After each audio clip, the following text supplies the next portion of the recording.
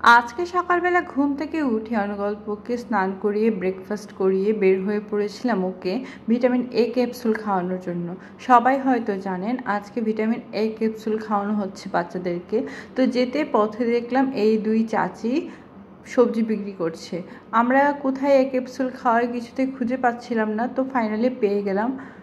Then অনুকল্পকে vitamin A capsule খাওয়ালাম। আজকে সব 6 মাস থেকে 5 বছর বয়সী শিশুদেরকে ভিটামিন এ ক্যাপসুল খাওয়ানো হয়েছে।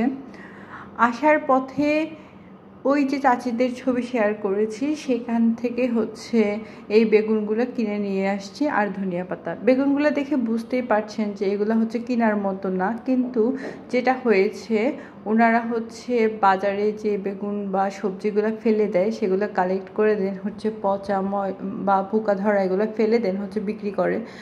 আমার এই জিনিসটাই ভালো লাগে যে ওনারা কারো থেকে হাত পেতে সাহায্য না নিয়ে কাজ করে টাকা উপার্জন করে। এই মানুষগুলার থেকে অবশ্যই কোনো কিছু কেনা উচিত। যেমন আমার বেগুনগুলোর কোনো প্রয়োজন ছিল না, তারপরও আমি শুধু ওনাদেরকে সরাসরি সাহায্য করা যাবে না, কিন্তু ওনাদের থেকে কিনলে ওনাদের সাহায্য হবে বলে ওনাদের থেকে কিনলাম। তো ফাইনালি বেগুনগুলা দিয়ে ভাবলাম যেহেতু ফ্রিজে ছোট মাছ আছে, অনেক দিন এইভাবে আলু বেগুন সব কিছু দিয়ে মাখিয়ে ছোট মাছ খাওয়া হয় না, তো ভাবলাম আজকে সেভাবেই রান্না করব। যেই চিন্তা সেই কাজ।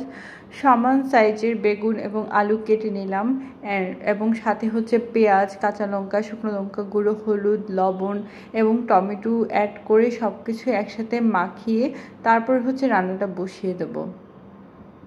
তাছাড়া সবচেয়ে জানলে অবাক হবেন যে এতগুলা বেগুনের দাম মাত্র 10 টাকা। আমি ওনাদের সাথে কোনো ধরনের দামাদামি করিনি। ওনারা যেটা করে ভাগ ভাগ করে সবজিগুলো রেখে দেয় দাম অনুযায়ী। তো আমি জিজ্ঞেস করলাম কত, যত বললো তত দিয়ে নিয়ে আসলাম। তো যাই হোক, এই রান্নাটা করতে খুব একটা বেশি সময় লাগে না, আমার 15-20 মিনিট সময় লেগেছিল।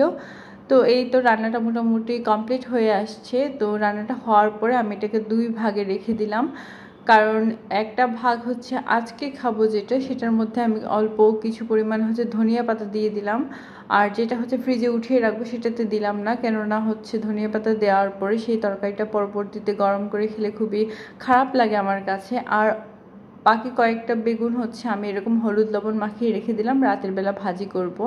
আর ক্যাপসিকামের বীজগুলো রোদে শুকাতে দিয়েছি। এদিক দিয়ে বাগানে যে দেখি গাছের কিছু পাতা হলুদ হয়ে গিয়েছে, তো সেগুলো এখন ফেলে দিব। এই তো আজকে শনিবারের দিনটা এইভাবেই গেল।